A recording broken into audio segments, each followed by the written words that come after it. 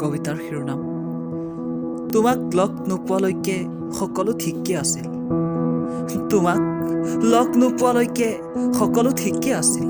স্বপ্নীল জোনাক, মুক্ত আকাশ, সকলোবোৰ মোৰ সংগী আছিল।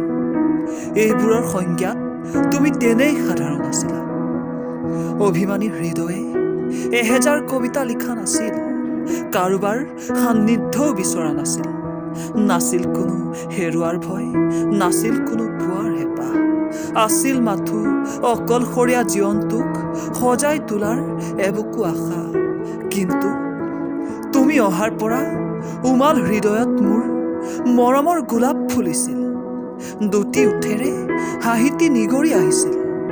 প্ৰতি পলে অভিমানী হৃদয়ে তোমাৰ উমাল সান্নিধ্যৰ অপেক্ষা কৰিবলৈ লৈছিল। স্বপ্নবোৰ যেন আৰু ৰঙীন হৈ উঠিছিল। কিন্তু ভবাতো নাছিলোঁ তুমি এদিন এৰি থৈ যাবাগৈ, কলিজাত চেনেহৰ বিষ ঢালি থৈ। তোমাৰ বাবে সাঁচি ৰখা মৰমবোৰ আজিও কলিজাত কঢ়িয়াই লৈ ফুৰিছোঁ।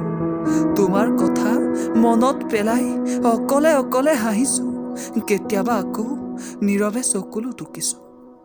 তুমি উভতি আহিব নালাগে দিয়া, অকলশৰে থাকিম। পাৰা যদি মোক জোনাকবোৰ, মুক্ত আকাশখন উভতাই দিয়া। তাতেই কেতিয়াবা তোমাৰ স্মৃতিবোৰ খুচৰে।